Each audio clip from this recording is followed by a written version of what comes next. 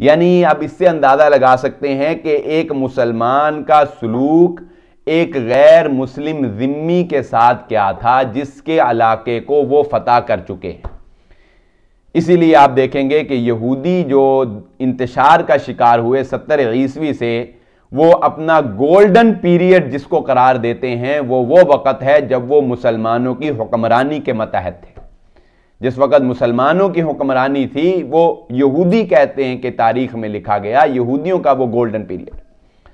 تو یہ سٹیٹمنٹ جو ہے، یہ تحریر جو ہے، یہ واضح کرتی ہے کہ مسلمانوں کا غیر مسلموں کے ساتھ کیا سلوک تھا۔ لہذا لکھتے ہیں کہ وہ شخص اس حد تک مالی طور پہ کمزور ہو گیا کہ اس کے دین کے لوگ اس سے صدقہ دینے لگے، طرحت جزیتہ، اس کا جزیہ اس سے معاف کر دیا جائے گا، اور صرف جزیہ معاف نہیں کیا جائے گا، وعیل من بیت مال المسلمین، اس شخص کی اور اس کے گھر والوں کی کفالت مسلمانوں کے بیت المال سے کی جائے گی۔ اور پھر یہی کہا پھر نہیں، ما اقاموا بدار الہجرت و دار الاسلام، اس وقت تک جب تک کہ وہ دار الہجرہ یا دار الاسلام میں رہنا چاہتا ہے، یعنی مسلمانوں کے ملک میں رہنا چاہتا ہے، وَلَوْ ذَهَبُوا فَلَيْسَ عَلَى الْمُسْلِمِينَ النَّفَقَةَ عَلَى عَيَالِهِمْ،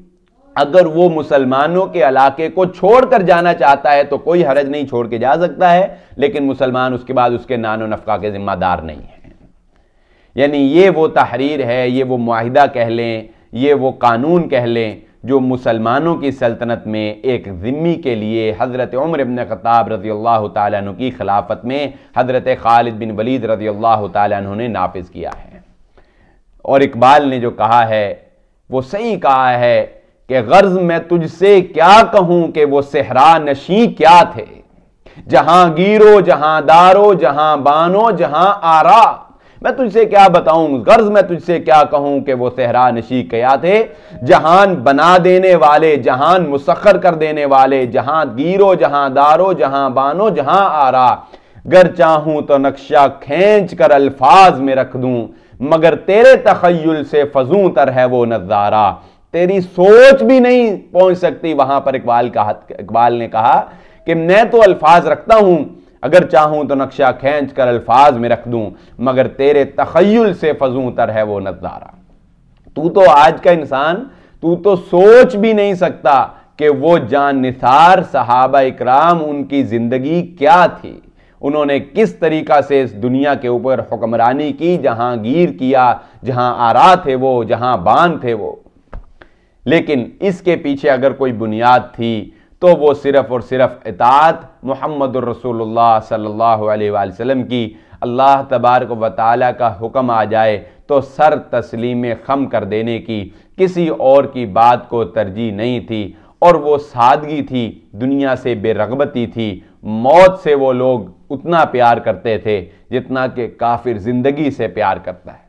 اور آخرت کا ان کو ایسے یقین تھا کہ جیسے روز روشن کی طرح سورج کے نکلنے کا انسان کو یقین ہوتا ہے، شاید اس سے بھی زیادہ ان صحابہ اکرام کو یقین کامل تھا کہ اللہ تبارک و تعالیٰ کے سامنے ایک دن روبرو پیش ہونا ہے۔ اسی لیے حضرت عمر بن خطاب رضی اللہ تعالیٰ عنہ کے وہ الفاظ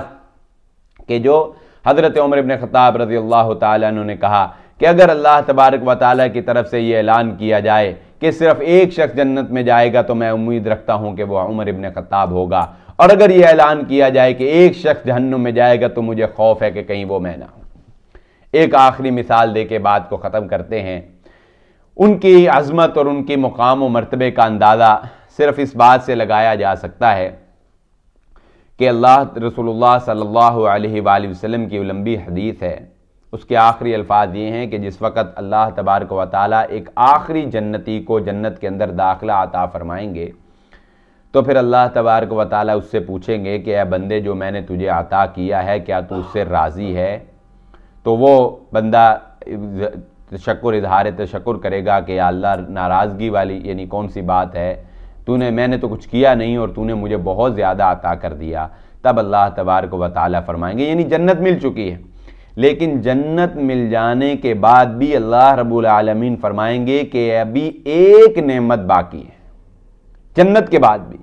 اور وہ آخری نعمت جو جنت مل جانے کے بعد جنتیوں کو دی جائے گی وہ اللہ رب العالمین فرمائیں گے کہ جنتیوں خوش ہو جاؤ کہ تمہارا رب تم سے راضی ہو گیا اور آج کے بعد اس کی ناراضگی تمہارے لیے نہیں ہے۔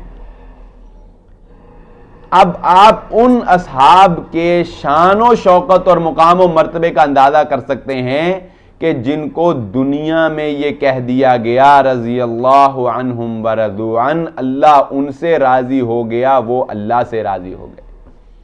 یہ جائے کہ جنتیوں کو جنت میں ملنے کے بعد رضا اور ناراضگی سے جو دوری ملے، ان کو دنیا کے اندر اللہ رب العالمین نے یہ مقام دے دیا کہ دنیا میں ان کو یہ بشارت سنا دی کہ اللہ ان سے راضی ہو گیا ہے۔ تو اپنی زندگیوں کے اندر وہ اطاعت، وہ فرما برداری پیدا کرنے کی کوشش کیجئے، وہ بھائی چارہ، وہ نظام پیدا کرنے کی کوشش کیجئے جو رسول اللہ صلی اللہ علیہ وآلہ وسلم نے اپنے اصحاب کو سکھایا تو انہوں نے نافذ کیا۔ ایک دوسرے کے لیے جان دینا، ایک دوسرے کا درد رکھنا، ایک دوسرے کی اعتماد داری کرنا، ایک دوسرے کا خیال کرنا، عدل و انصاف کا معاملہ کرنا، جس حد تک انسان کو موقع ملے، جو کہ بھی کسی عہدے کے اوپر فائز ہے، جو کسی جگہ ملازمت کر رہا ہے، جو کسی جگہ کوئی اپنا کاروبار کر رہا ہے، کوئی لین دین کر رہا ہے، الغرض کوئی کسی بھی فیلڈ سے، کسی بھی شعبے سے تعلق رکھتا ہے، تو وہ ایمانداری کے ساتھ اس کا ثبوت دے، ایمانداری کے ساتھ جو ہے اس کو ادا کرے، لین دین کے اندر جو ہے ناپ تول کے اندر جو ہے انسان کھڑا ہو۔ یہی ایک مسلمان کی پہچان ہے کہ جس سے وہ پہچانا جائے کہ یہ واقعتاً وہ ہے جو محمدی ہے، جو محمد رسول اللہ صلی اللہ علیہ وسلم کے طریقے پر چلتا ہے۔